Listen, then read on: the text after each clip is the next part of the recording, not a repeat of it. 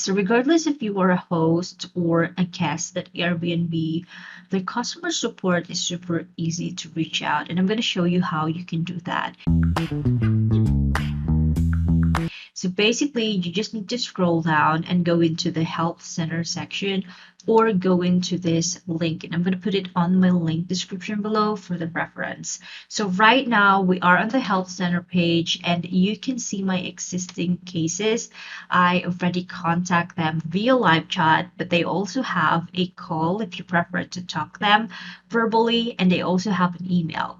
So if you want to create, right now I have 2 cases, but if you want to create a new case, then click the report new case here. And this is real time, like they will easily respond back to you about your problem. So you will be redirected to your inbox page and you need to select the reservation that you put in.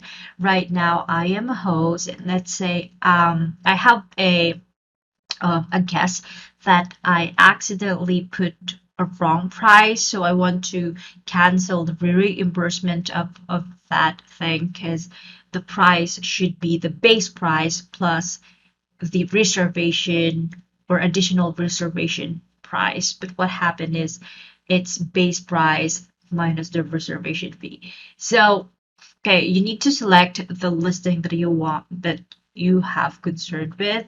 So let's say this one. Yeah, I think this one.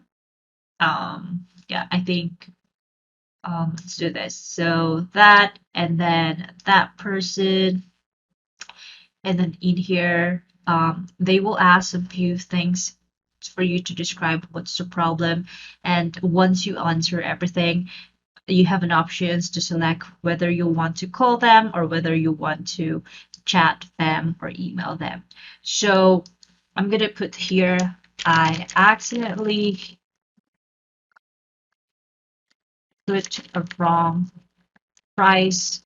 The guests already confirm if it's possible to cancel the reimbursement or the refund.